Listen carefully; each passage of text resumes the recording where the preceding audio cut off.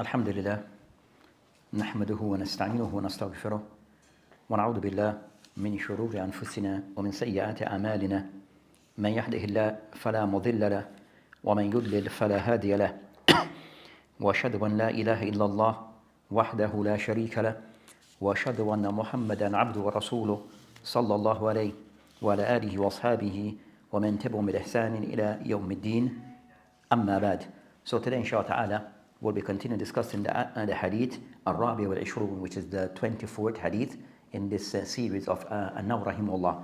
So Al-Hafiz Nawawi rahimahullah, that I have mentioned as the 24th hadith in this series, the hadith that we had started discussing a few weeks back.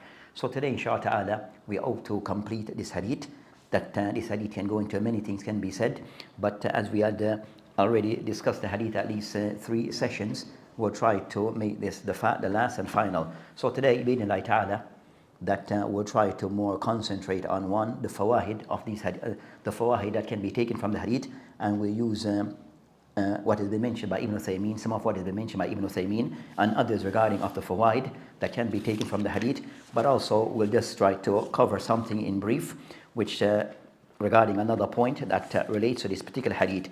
So in the hadith, the Prophet in this hadith that we have started discussing, and of the points that we have discussed, that hadith, it discusses of those matters regarding al-ظلm, that Allah subhanahu wa ta'ala have made zulm, which is oppression, injustice, as something which is haram upon himself, and also Allah subhanahu wa ta'ala وَجَعَلْتَ بَيْنَكُمْ haram, and also he have made it something which is haram, فَلَا تُظَالِمُوا, so not to make, so not to indulge or to oppress each others. So that's concerning the hadith that we are discussing. So of those things we discussed regarding al-zulm, there are different types and different ways regarding al-zulm. So today we'll discuss, as he mentioned, the hadith where the Prophet ﷺ mentioned وَكُلُّكُمْ ضَالٍ إِلَّا مَنْ هَدَيْتَ, that of the other points that is mentioned that regarding al-hidayah, they mentioned كُلُّكُمْ ضَالٍ, that each of you, all of you are in misguidance except for those whom Allah subhanahu wa ta'ala have guided. So in brief regarding this matter regarding al-dalal, that will point to regarding to have many meanings. The word dalal can carry various meanings as in the text of the Quran and the Sunnah, but of the meanings that it takes regarding al-dalal, that at times yutlaq, that at times it is used in reference ala suluk sabil ashar ba'da tabayn al-haq. So at times it may take the meaning of a person who have then taken upon the path of evil and misguidance after the truth have been made clear to them. So dalal, it comes also in that context where a person is aware he maybe was upon the path of guidance, the straight path, then a person he have turned away from the straight path and now take the path of evil. So that's concerning of the meaning of ad-dalal mentioned, that a rajul, that regarding concerning a person who have now taken a path of misguidance, that this occurred after the person was it was made clear to them the path of guidance. Also the word ad-dalal can take all another meaning regarding adam al-ilm fi tafsil al-umur, where a person doesn't have knowledge or in-depth knowledge of affairs. So the person have a slight knowledge but not a in-depth knowledge of things. So that's also the meaning of dalal. So regarding concern dalal, it can take those matters regarding the person that they knew what the truth is, but then they have taken a path away from the truth and fall into evil. And also the dalal by way of the person not having a detailed explanation, the person have detailed information about things or detailed understanding of things. So that's concerning the word dalal is used in that context. So a person who may have some knowledge of the Sharia but does not have a detailed knowledge of the Sharia, then also this is a part of dalal. So on this matter regarding, I mentioned kullukum dal, that it shows regarding concerning that the way of that all of you have in misguidance, as we discussed that Ibn Uthaymeen he mentioned regarding in this context that this ad-dalal kullukum dal in context are to be understood regarding that those people whom that grew up, those considered kullukum al-kullu mawlud yud ala al-fitrat. All of you are some kullu mawlud yud ala al-fitrat. Each person is upon al-fitra, but their parents may misguide them. So a person by nature or we are created, that we create regarding knowing the haqq. But even for some people, for some, from birth, that they are somewhat been introduced to misguidance. So even though they are the natural state, the normal state of a person, that that is upon guidance, but from the early stage of a person's existence, that is somewhat exposed to misguidance. So those are the people that just said they are misguided. So those ones become of those who are misguided based upon that from the early stage of their life, they are somewhat introduced or exposed to misguidance other than Islam. So so they mentioned regarding, so it shows, so from this, it shows regarding that a Muslim mentioned except that it mentioned illa man hadaytu, except for the one who Allah subhanahu wa ta'ala have guided. So in Islam, that at times the word misguidance, I will discuss in the Hadith of Irbad and Sariyah to be discussed, that also certain things within Islam is described or ruled as being dalal. And that could be matters that are said to be dalal, that will fall under that category of dalal, misguidance, would be matter either regarding the person's suluk, that a person has taken a particular path regarding how he approaches Islam, but that path itself is a path of misguidance regarding its usul, regarding its qawahid, regarding the principle that it follows, it itself, there's misguidance within it. So for example, so I said most of the people of misguidance regarding from of old, that the ulama mentioned that they mentioned regarding of those of old, some of them won't mention because that we have in today's time that for instance that tasawwuf is a path of misguidance. Tashayyu or ar-rafd, that those ones who fall into tashayyu, which is being Shia, that also a part of misguidance. But those misguidance is from the foundation of what they follow. So the principle that they follow, that's itself the misguidance. Clear? So the path that those ways, Asha'ira, Maturidiyya, Tasawwuf, those concerning Al-Irja, Khawarij, all those that it has a path regarding how they approach Islam, by way of how they understand Islam, and the sources that they use as a reference. Within that, there's a problem, there's issues. So everything else become problematic. So those are concerning of misguidance regarding, so from the asl, there's issues regarding concerning, so matter regarding the suluk, regarding concerning al-manhajiyya, in their method of how they approach Islam, within it is issues. So any result, they'll have, so eventually you'll find issues that are off. Then also, so if so in the person's suluk or in his manhaj, there's issues. Second, of dalal regarding Islam, by way of the person, by way of concern matter which is aqadiyya, or a person that in matters regarding his belief, so in his belief, so a person Muslim, he wants to be upright regarding Islam, but in his, so he might in most times listen, I follow the Quran and Sunnah, but there are certain issues regarding his aqadiyya, in his belief system, as what he owes as belief, that there are issues. So even his suluk regarding concerning a person's behavior and conduct in his act of ibadat, you might see things that resemble the sunnah, but in matters of aqidah, then they're off. And sometimes those matters can be somewhat, they're not, those are matters that may be more detailed matters. So in certain matters that are detailed, that for example of matters regarding aqadiyah, that are concerned a person who abuses Sahaba or some of the Sahaba. So a person that may in general not abuse all the companions, but he abuse or she, that person abuse particular companions. For example, Muawiyah in particular. And those they see that side with Muawiyah. So he generally have respect for the Sahaba, but particular ones, he may say negative things about them. That person in his aqadiyah, in his approach to Islam, there's issues. Or matters regarding the hukam, or matters regarding Allah subhanahu wa ta'ala asma wa sifat. So the person regarding, so in those particular areas, so matter regarding, so the person might have issues in those particular areas of aqidah. So that person would be said to be off because he has is not correct in his understanding in some matters, but those matters are vital, important matters of aqidah. Misguidance in them, having a misunderstanding in them, will take the person outside Ahl Sunnah. So even though I said that, for example, concerning today, they said Asha'ira.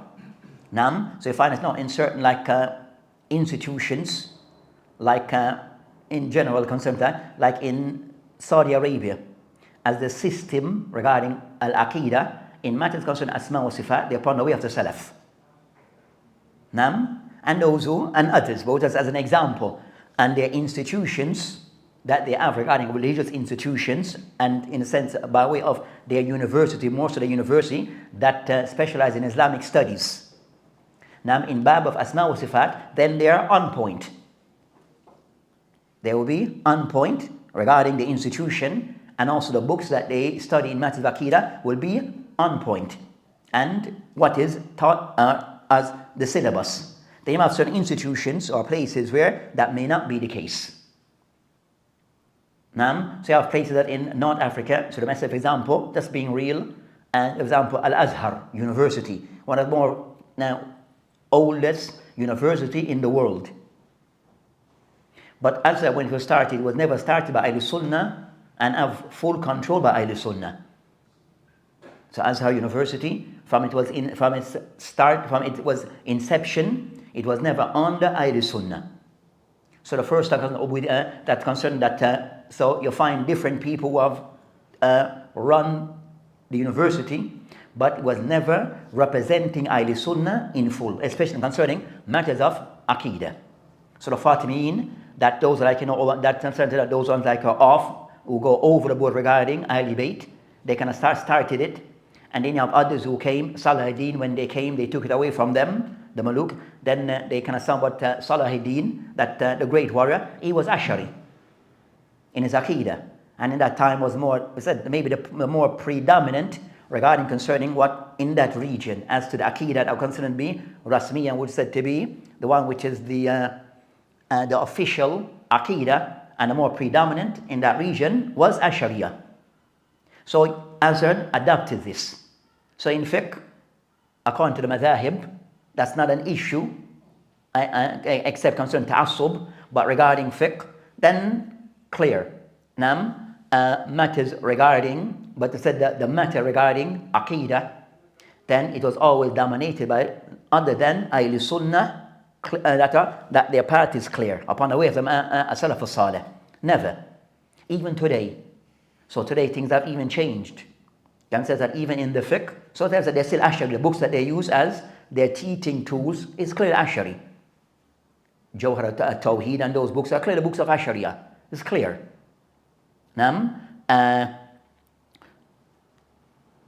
So regarding concerning, so either matters of suluk, that with Asha'ira, behind the suluk of them, they're usually, a lot of them are either tasawwuf. A lot of them are either tasawwuf. They have Sufi with them. Like even the ones who have said that, so if a lot of them who are follow some type of tariqa, Sufiya. Then also regarding consider of contemporary times, regarding their approach regarding fiqh, or what is taught in fiqh. So in that institution, that the student have to choose one of the four madha'ib. So if you're students who attend the university, then you have to choose one of the four madha'ib. Or even some of the other schools. So you have to choose a madhab, and your thought based upon that madhab. It's not per se comparative fiqh. Is each, let's say, if you're Shafi, then you go to the section of fiqh Shafi for your Shafi level. If you're Hanbali, which would be they go to the Hanbali. So each madhab, you go according to the madhab that you choose. That's how it is taught, and you use the book of that madhab. But also you find that they have that institution that also regarding their views regarding concerning al-Rafida, al-Ibadiyya. They recognize their fiqh. So in their book, they recognize them as like use the word like a legitimate madhab to know their aqwal. So in the books of some of those who are written on that topic from that institution, you see that they will introduce their aqwal of the al-Rafida, Ibadiyya, and the likes in their books. As a recognized, even maybe today, maybe a recognized fiqh madhab amongst them. You understand? So that's not the path of the ulama. Normally will follow that path of recognizing Ibadiyya as a madhab, whether fiqhiyya or whatever else. Or al-Rafida as a fiqh madhab to be recognized. We need to know what are their aqwal, to be taught their aqwal. That's he said, that's usually, you understand, not the practice. That's not the practice. So said that, going back, so said that with Aqadiyya matters, you understand, it's not the with also with Asha'ira, it's not just restricted to matters regarding Asma wa Sifat. You understand, it's not their areas of concern. It's not just, we use the word concern, life, you understand, we use the word concern, but their issues are not just Asma wa Sifat. It goes into other matters. Matters concerning goes into matter regarding concerning that there is concerning matters of Iman. So they're in reality Murjiya. So in reality Asha'ira, they are Murjiya in Aqidah. Also matter regarding Al-Qadr, they have issues. Also matters regarding Yawm al-Akhir, they have issues. So some things may be mentioned more than others, but in a lot of the main areas, matters concerning Tawheed al-Ibadah, there's also issues. So you have a lot of issues with them. So there come a lot of issues. Both say that the ones that are amplified more are matters regarding Asma wa Sifat. That's just a part of the issue. That's just a part of their issues. And also Aqlaniyya, but other things that comes with them.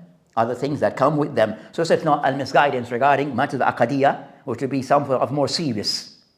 Then of misguidance, that and also matters regarding, so those are the areas regarding misguidance. And misguidance concerning matters regarding al-fiqh, al-madhahib, is matter regarding that people fall into misguidance in matters concerning al-madhahib, al-fiqhiyya, because of ta'assub.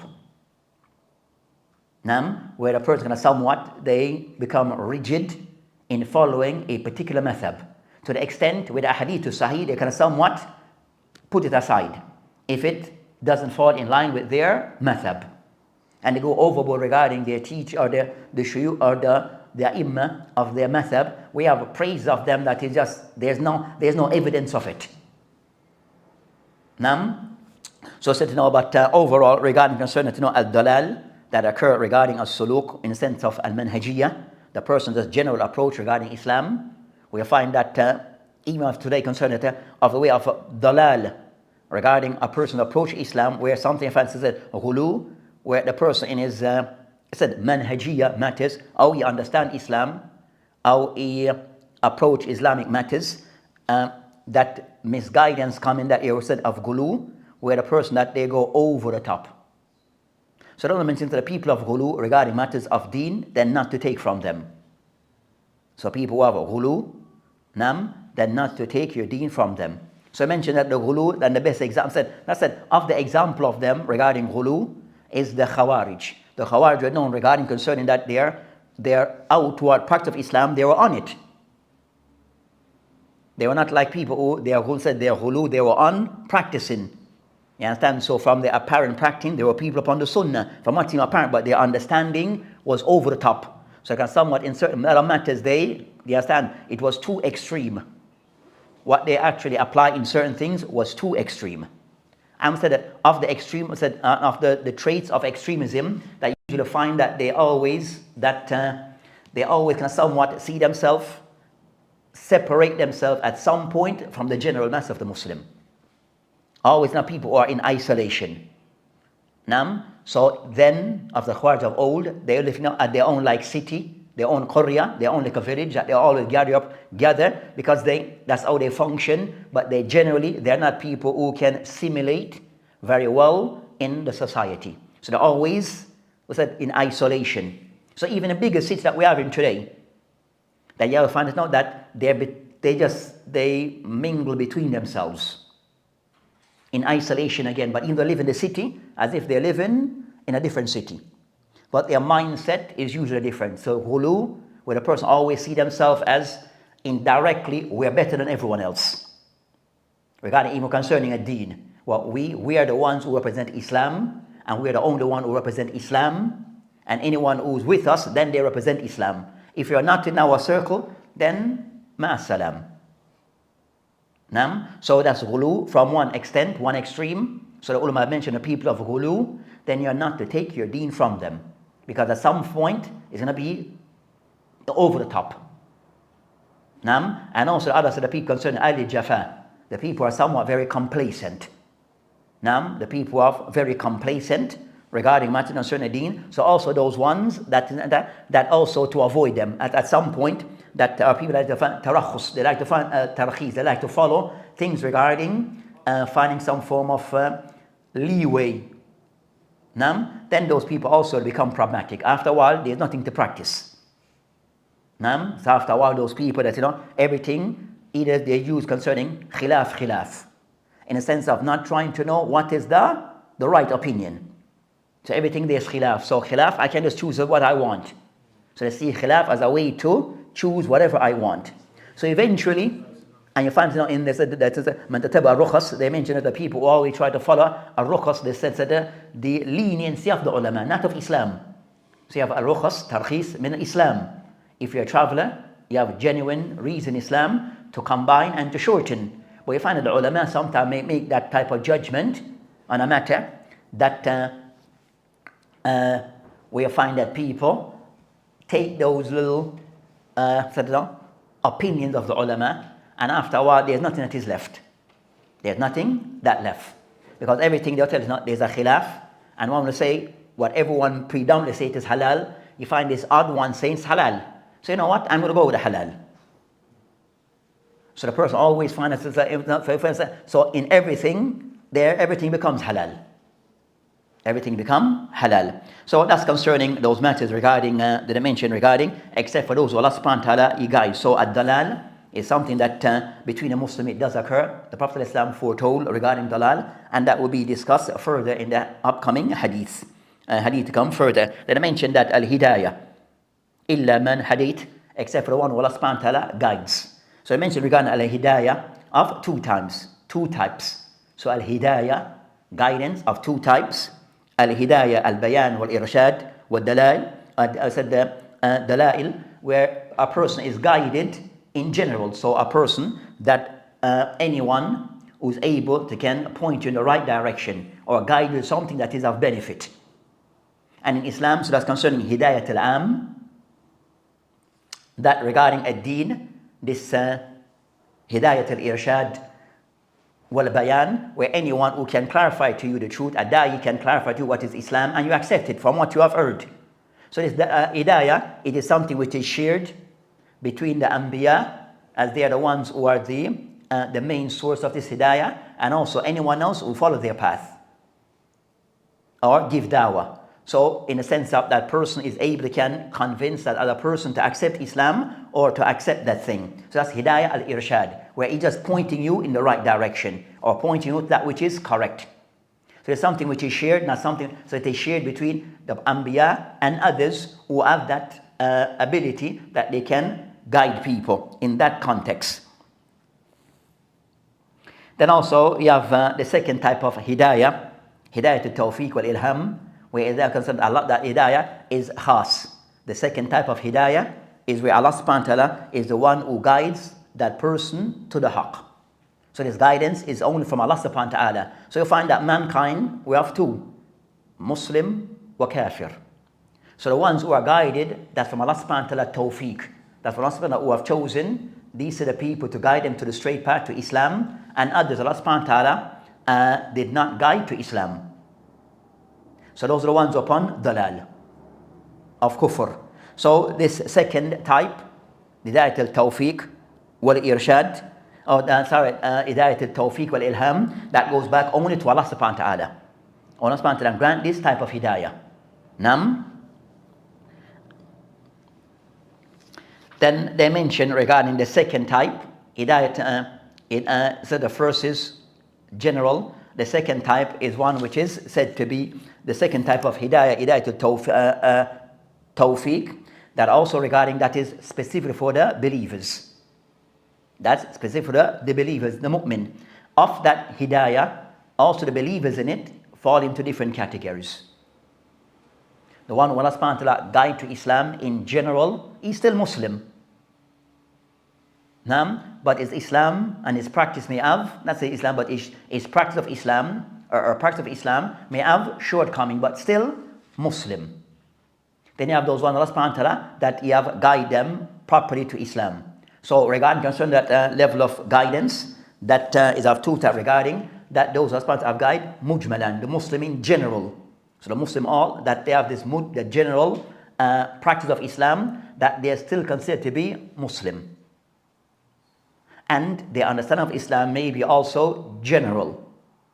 And that's any of those who are the one concerning that their hidayah, tafsili, is somewhat more detailed, where their understanding of Islam is much more vast, the application of Islam is there more. So those are the ones that they are different, the hidayah of the believers of different levels.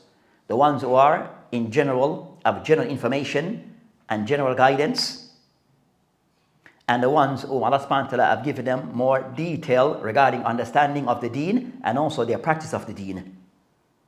Nam, so I mentioned that. So then also said, the more detail of matters regarding the deen. So when I mentioned, that's concerning hidayah, and also the person this hidayah, that as we mentioned, that is the person that always seek from Allah subhanahu wa ta'ala, regardless. And always also to strengthen one's hidayah, one guidance, which is the person the person concerning those things, that he have some tafsil, some type of detail, always try to increase the detail that one knows, which is to know more about Islam. Because sometimes a person that they studied and know some degree of Islam, then they stop. And haven't per se advanced that information or pursue further.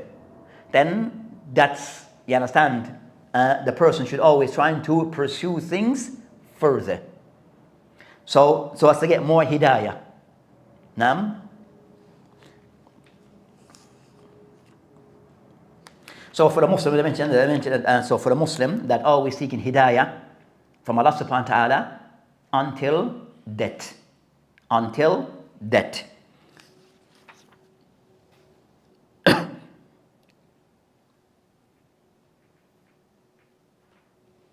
Then I mentioned, so that's concerning hidayah, ad-dalal in brief. And also find that today that of the Muslim now find that that's concerning hidayah, dalal in brief. So as for what is mentioned by Ibn Uthaymeen regarding of the fawaid that can be, so of those fawaid that he mentioned, that regarding concerning the fawaid had the hadith that he mentions at the end of the chapter of the hadith, he mentioned riwayat al-Nabi alayhi salam and Rabbihi azza wa jal. So I had mentioned before regarding وَهَذَا عَالَى مَرَاتِبْ السَّنَدِ. So of the benefit in general regarding what is said to be Hadith al-Qudsi, that the Shaykh rahimahullah, he mentioned that this hadith, that the Prophet of Islam have narrated upon Allah subhanahu wa ta'ala, and this type of isnad is considered to be the ala maratib al-isnad, is considered to be the peak, the highest level of a sanad, where the sanad goes back to Allah subhanahu wa ta'ala. Clear? So that's concerning that matter. We won't go to which is referred to as Hadith al-Qudsi.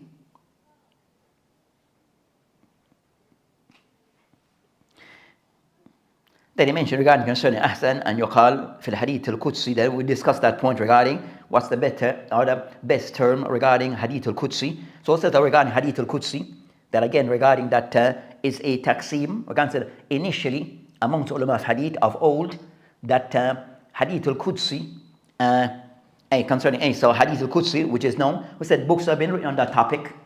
Books that try to collect regarding Hadith al-Qudsi. So the number around, they wouldn't exceed 500. 400, but would not exceed 500. Hadith al-Qudsi would not exceed 500. So it wouldn't exceed 500 per se. So bulk of the hadith are said to be hadith غير Qudsi.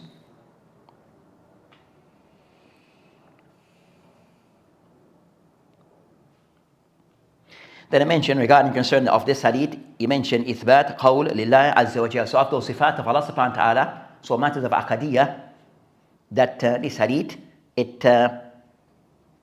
confirmed to Allah subhanahu wa ta'ala, ithbat, confirmed to Allah subhanahu wa ta'ala, al-qawl. We mentioned, so qawl, which he mentioned regarding concerning, so kalam, which go back to Allah subhanahu wa ta'ala's kalam. So affirming to Allah subhanahu wa ta'ala, kalam wal qawl, speech of Allah subhanahu wa ta'ala. So this hadith, it affirmed that Allah subhanahu wa ta'ala speaks with sound, and also masmu', and also can be heard. Then Then of those things that he discussed regarding concerning that the matter of the hadith regarding أن الله تعالى قادر على ظلم ولكنه حرمه على نفسه لكمال أجله. So Allah subhanahu wa ta'ala is capable of dhulm, but Allah subhanahu wa ta'ala made this haram upon himself.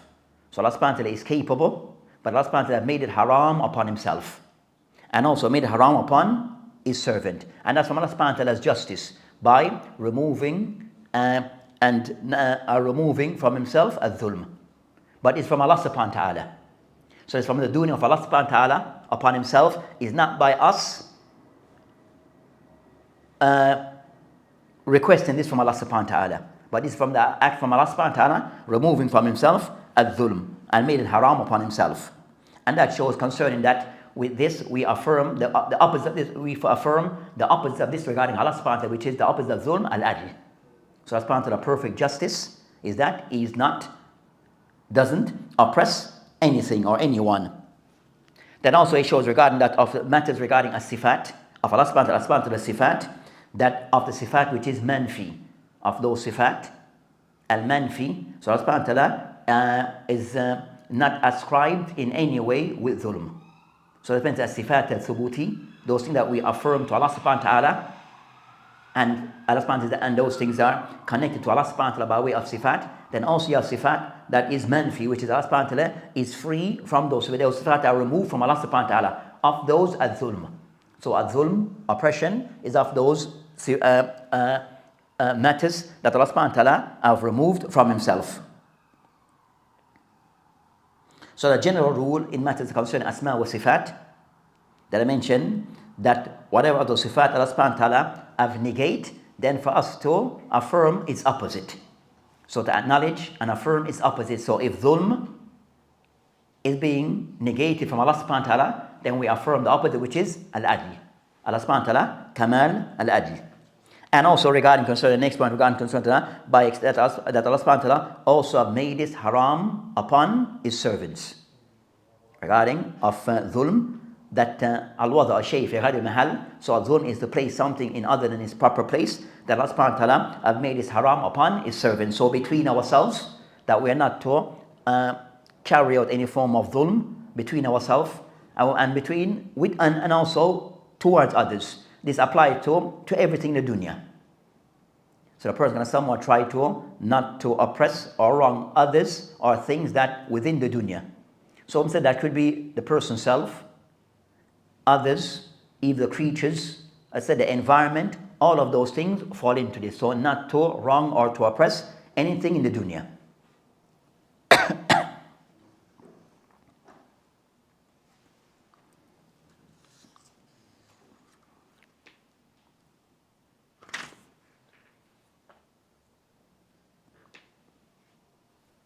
So the Shaykh mentioned, with Allah subhanahu wa ta'ala, وَجَعَلْتُهُ بَيْنَكُمْ مُحَرَّمًا, that mentioned, وَهَذَا يَشْمِلْ الظُّلْمِ الْإِنسَانِ نَفْسَهُ وَظُلْمْ غَيْرُهُ. That also that dhulm mean a person that is forbidden regarding oppression to oneself and to others and things around us.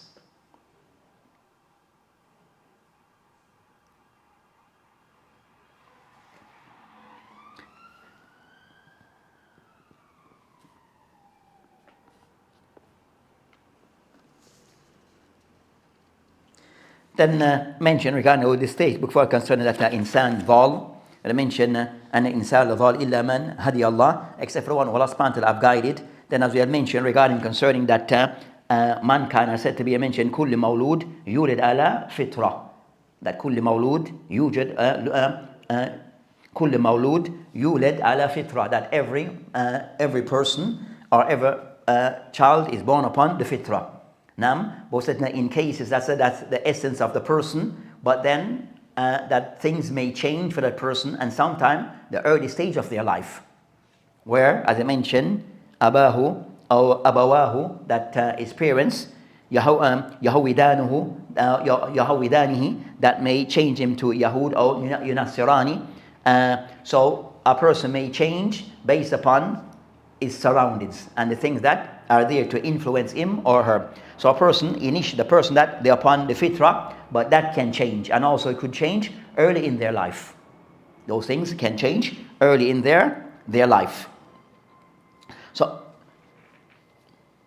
So al-hidayah may come, is there, but that can change from early in a person's life and they be misguided. You mentioned kullukum dhal. The Shaykh rahimahullah, he mentioned al-hath ala talwat al-ilm. That regarding, I mentioned that kullukum dhal, that all of you are misguided. Then that also is, he mentioned, that should encourage us regarding seeking of ilm.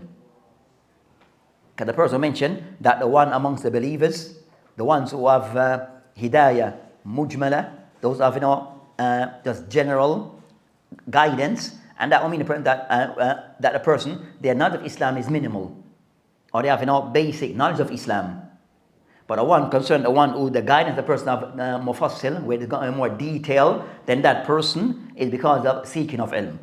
We're concerned the matters regarding the different acts of Islam. You have more a detailed understanding of those things. Then that person is hidayah is of a different rank or degree. So it shows regarding the kullukum dal, that a person try to not to fall or be in a situation that is upon misguidance. Misguidance regarding his deen, in his manhaj, misguidance regarding his application, misguidance, so the person tries to avoid falling into misguidance. Of where a person may have Islam, but there's things that are still not correct about what he claims to be Islam. What he claims to be Islam. So as I mentioned, Imam Ahmad rahimahullah, he mentioned al-ilm to show the importance of ilm. That some of the ulama, as mentioned by Ahmad rahimahullah, قال العلم لا يعدله شيء لمن صح نيته.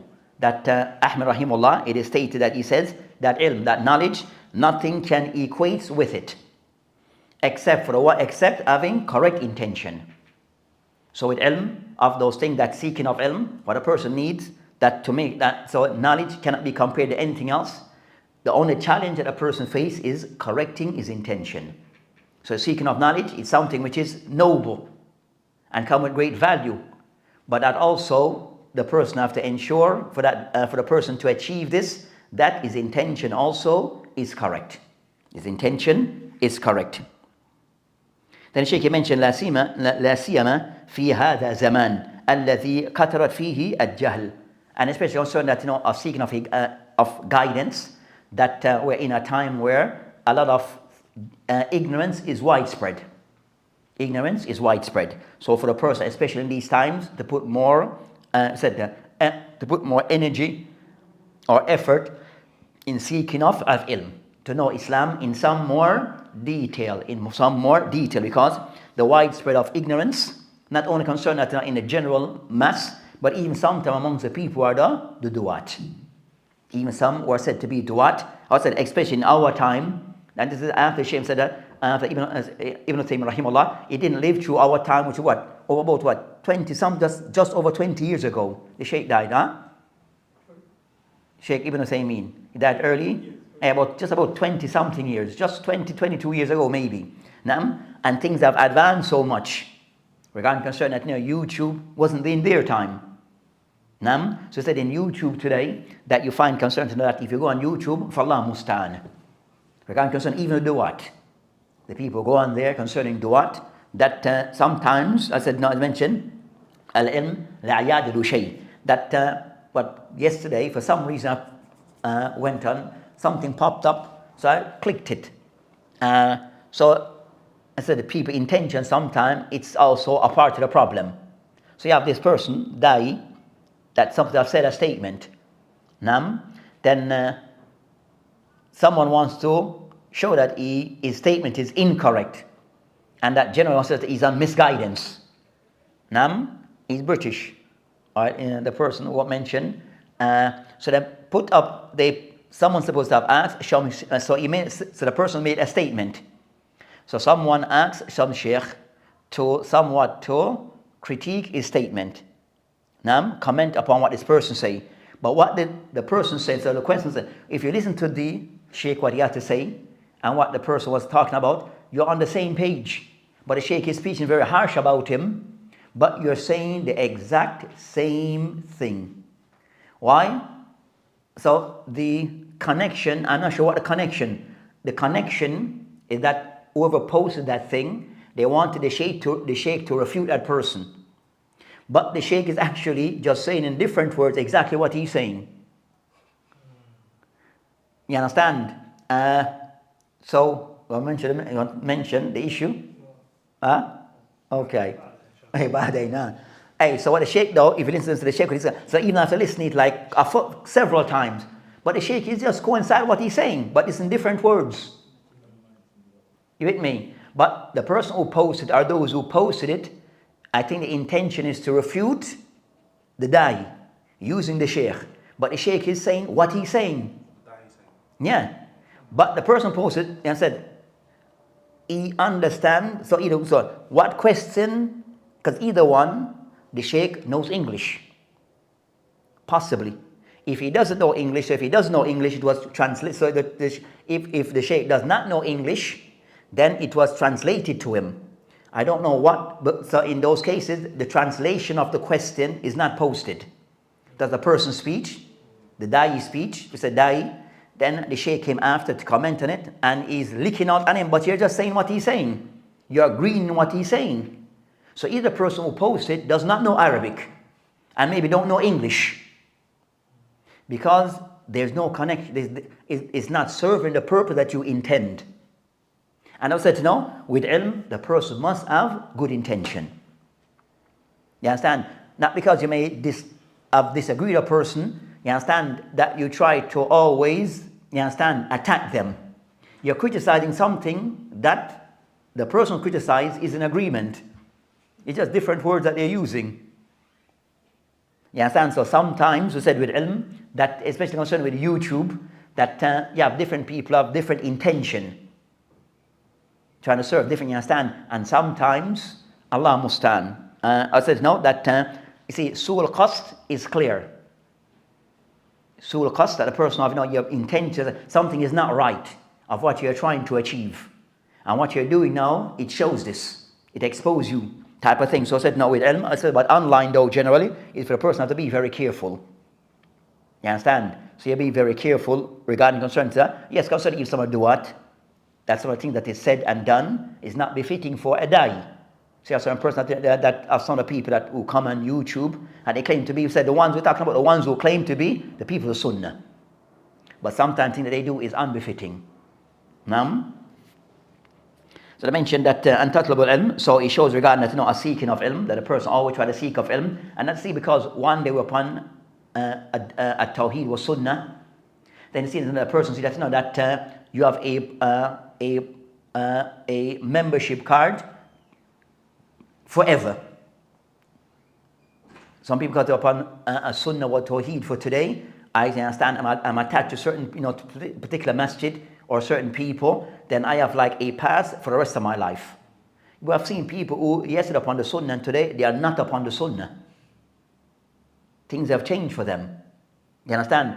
So things, hidayah, you understand? So hidayah, the important thing of hidayah concerning what the person dies upon. You understand? So hidayah is what the person, the last days of his life, that's what really counts. How the person, I said, go out. You understand? So during this, so a person may be upon uprightness, then things might change. A person may be upon misguidance and things change in the last days of his life. So these things, you understand, now these things, no one knows for sure what be our final outcome. So we always try to maintain and make dua and do what needs to be done to maintain this guidance. But no one knows the final outcome for himself or for others. So making of dua and try to maintain the person's istiqamah is something that not to lose sight of. Not to lose sight of.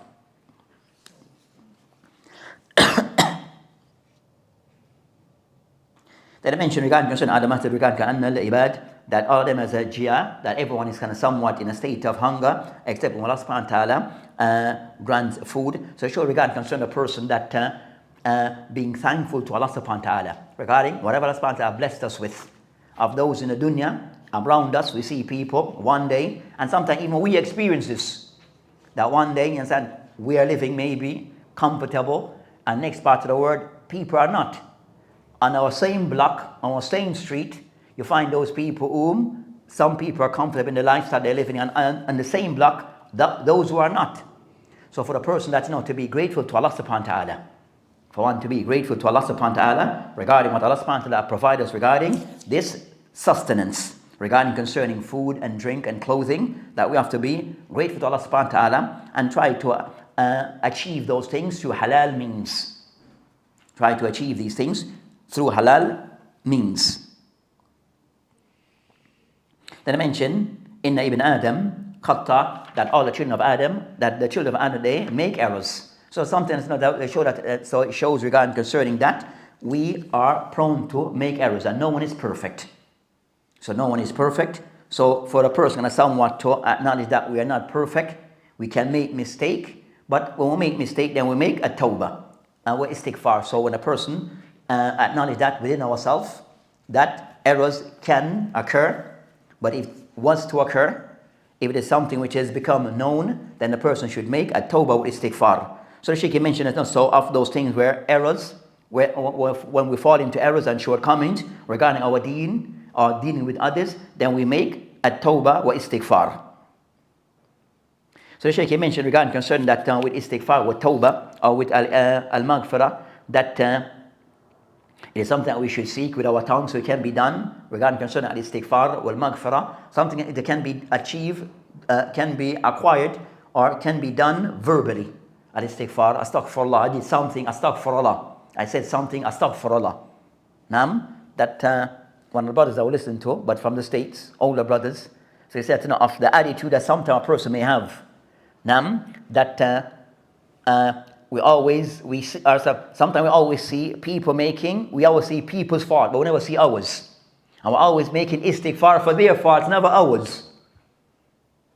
We make istighfar for other people's fault, but never make istighfar for our shortcomings. And that's from Iblis. Tablis al-Iblis. So the person has someone to know that each of us can make errors. When we make errors, then we ask Allah subhanahu wa ta'ala forgiveness, astaghfirullah wa atubu ilayh. So the person can somewhat make al-istighfar, so that is done verbally. So the person make istighfar for his own sins and shortcomings. And with istighfar, then the person can acknowledge that what I did was wrong and always can somewhat to reflect, not try to fall back onto it. Then he mentioned al-wajh than regarding talabat al-maghfirah bil-a'mal al-salihah, of the ways of seeking of repentance from Allah subhanahu wa ta'ala through our righteous deeds. To carry out of righteous deeds. So the person concerned, what is that? Subhanallah, doing of salat, acts of as-siyam. So these acts, it helps also to expiate of our sins. They expiate of our sins. That I mentioned regarding concern that expiation of sins, regarding concern that I mentioned that the Shaykh mentioned al-dhunub. So regarding al-dhunub, so he mentioned that concern the expiation of sin in the hadith of the Prophet ﷺ, that in the Sahih al-Muslim قال الصلوات الخمس والجمعة إلى جمعة ورمضان إلى رمضان مكفرات لما بينهن. That I mentioned that with this hadith it shows regarding that each salat, from one salat to the next salat, it expiates our sin. So some sins are expiated by way of our actions. So the person that didn't say directly astaghfirullah that I did this, but through his action there are some sins that are expiated. So salat al-Jummah from one Ramadan to the next, that in between certain sins that they're forgiven by carrying out those acts. Then Shaykh Hafidullah or Rahimahullah, that he mentioned regarding concerning that al-dhunub. So dhunub ala thalat al-aqsam. So sins, they have three types.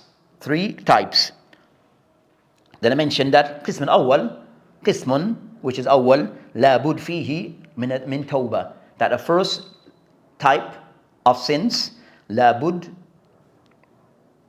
fihi min tawbah, that a person must seek repentance. The person must make tawbah. So that sin, the one must make tawbah for it. And that's an ijma between the ulama. Which sin is that? قبل كباهر أي الكفر والشرك. So the one who falls into kufr / shirk, then the person must make tawbah. So even for the person who said to be a Muslim, but fell in the act of kufr or shirk, then that person have to make a tawbah. So kufr wa shirk, it requires tawbah and a must.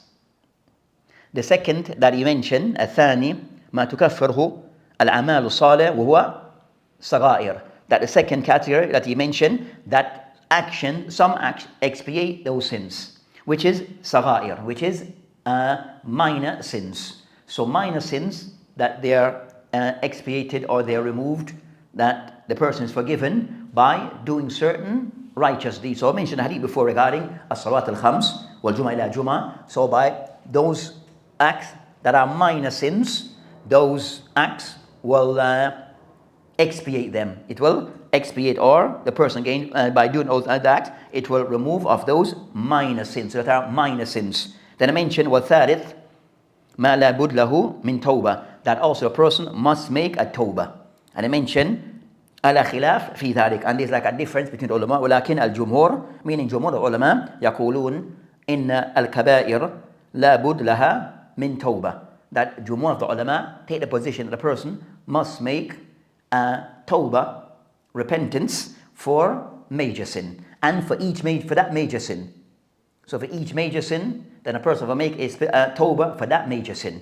Because so that's concerning of dhunub that he mentioned. They fall into those three categories. Those that must, requires a tawbah, which is al-kufr, and that's an ijma' between the ulama. The second, it's sufficient that a person by doing righteous deeds, then those acts will be expiated, which is saghahir, minor sins. And the third, where a person is still required to make tawbah for these sins, and that's the qawl, as the Shaykh mentioned, of jumhur of ulama, which is kabair. And now rahimullah, go back to Riyadh al-Salihin of that he kind of mentioned that and like an ijma' between the ulama regarding a tawbah likulli dhanb. So tawbah likulli dhanb, for each sin that include major and minor, but it says an ijma'. So overall, regarding concern to know that al-dhunub requires a tawbah.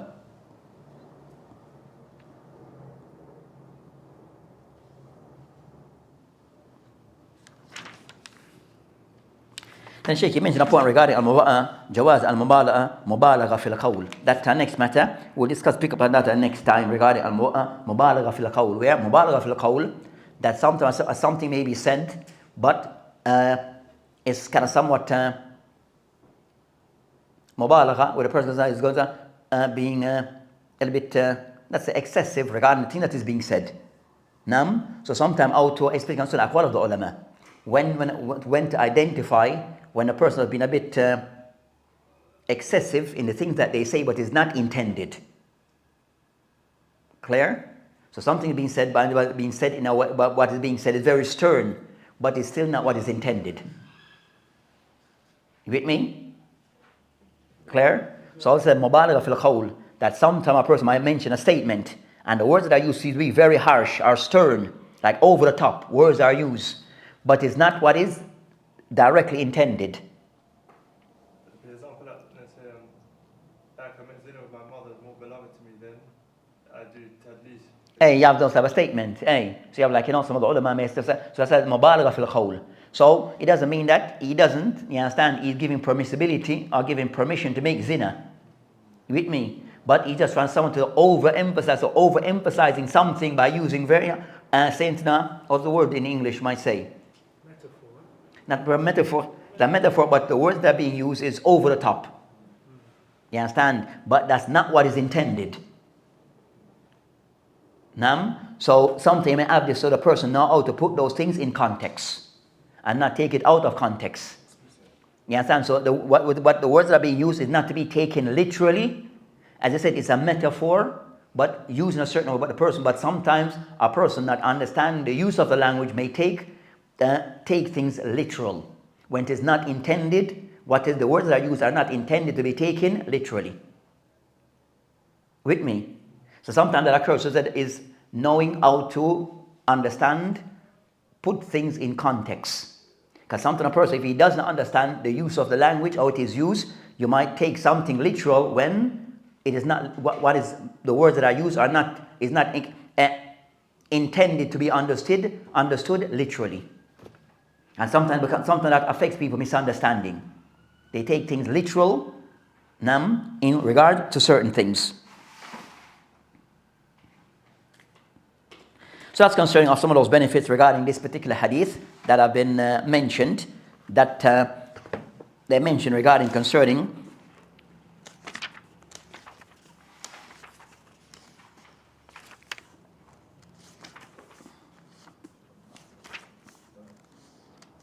so some of those benefits can be concerning akadiyah, also concerning at-tarbawiyah, wa-da'wiyah, also the benefits concerning at-tarbawiyah, concerning cultivation and grooming, and also matter relates to ad-dawah, that the da'i kind of somewhat auto, you understand, that hidayah, try to kind of sound the da'i that tries to, his objective is to guide the people. The da'i, his intention is to guide the people, but to the haqq. So, but to not to see himself as when people, like today, people boast a lot regarding people accepting Islam. You understand? There's a lot of boasting regarding that, people accept Islam through me, But for the person to understand that that person guidance really go back to Allah subhanahu wa ta'ala. You understand? To understand regarding and not kind of somewhat to overly praise ourselves in a person being guided to Islam, but maybe you were just an instrument that was used. You understand? So this thing of, so if a person also, not so for the da'i to understand, in reality, I see himself as I'm just a tool that is being used. You understand? But the person's ultimate guidance go back to Allah subhanahu wa ta'ala. But I'm just a tool. But also for that tool, that instrument, meaning the da'i, that also to approach things correctly and react properly and appropriately. So something I find that people, they use this thing of giving dawah today, it become like a trend. Say why I say it becomes like a trend, a fad, a trend. It becomes a trend. Instead, it's always posting thing online when you don't need to. Why you need to everyone that accept Islam through you, or you have a discussion, why it needs to be posted online. Maybe there's somebody online saying. Yes, if everything, most of it, half of them say if you put all the things that you post online, they fall into the same category. Most of them. But I said to put everything out, do you need to? It's about about guiding people, the person, you understand. So is it about what? Your exposure, or about the people's guidance? You understand? So it's about people being guided to Islam. You understand? The main thing they're guided and that they're taught Islam and directed to a place of guidance. But we said posting, everything has to be done public. You with me? Does giving dawah require everyone that you speak to about Islam, it has to be done public, become like you understand? You go, why everything has to be recorded, put up online? Why? You understand? Yes, you're going to put something, then you become selective of what you think will benefit the general mass. But to put everything, you understand? I've said, that the criticism that I have concerning that, what they call that place down the road here? Hey, you understand that is that do everything, you understand, when you're criticizing even Muslim, does everything need to be put out? You have debated a million Shia. Why? You understand? Okay. You need to put the million of them online. So something you have to know what to be put public and what not to go public. But some things grow so big it's outside the control of the individual who initiated it. I could be a da'i and I initiate dawah, for example, but I become so popular that my content now is not done by me anymore. People do it. But even with that though, the person that person said, so I said, yes, the person said is other people involved, said, show the growth, and said, so that person is now doing, you understand, is going to doing a little thing on the road. But now, you understand, look at, he said, that same person, I said, is most of the case of those people are online. that I've seen without any exception, and I can mention their names. You understand? Most of their knowledge of Islam is ijmali. Something they know of Islam. But when that person said, so but they have, every time they speak, they have about 1 million mics on them. Then you become selective. You understand? So not everyone of you, so a person might record, but you become selective of who you understand? So you have my people, they're the only one that record. Anyone else, I don't know you, khalas, then I'm not taking your, we call it your mic. So I've selected people who can use their mic and they can record me and upload it. Right? Then we said, but the trend now is that the person, when he gets popular, the ones who get popular, we said, if you look at most of the ones who have over the duat, we're talking about the duat online, that have over, let's say, under 50,000 plus, we call them viewers, or what do you call that thing? Subscriptions. You understand? Subscribers. Then you find that after they reach that number, then they start to do podcasts, then they start to do durus, then they start to do question and answers, then they start to have umrah trip. When they eat, it's being recorded. When they drink, it's being recorded. You need all of that. You see what I'm saying? So something, yes, something you do have control over. Then the mindset now, everything is recorded. I'm going to go for umrah. It's a big announcement. I'm going to go umrah tomorrow at 8 o'clock. Do you need everyone to know in the dunya? You see what I'm saying? So it becomes where a lot of that needs to understand that the da'i, when they start to see themselves as the person that guide people, that's the trainer said, that's the path that they follow. That's the path that they follow. I said most of them when they speak, he said, even their question and answers is like, yeah, you can tell that in the question and answer, it's not question and answers. It's just not even your opinion. They don't. We can tell that they don't have a straightforward answer. So they can somewhat go up the hill, around the mountain. So a straightforward question and answer become 5 minutes. Most of the time, the person is not clear about the answer. They're not clear on the answer. So they can somewhat give the long-winded answer to cover up not knowing the answer. But Allah mustan. So for the da'i of those things that are concerning hidayah, min Allah subhanahu wa ta'ala. The Prophet Islam and us and the du'at is just to communicate the message. To communicate the message of Allah subhanahu wa ta'ala and try to ensure that the correct message is given. The correct message is given. As for who accept and don't accept, that's with Allah subhanahu wa ta'ala. Those who accept, you help them. Those who don't, that matter with Allah subhanahu wa ta'ala. So that inshallah ta'ala will end. Wabillahi ta'ala tawfiq. So next we'll start the next hadith, the 25th hadith, and end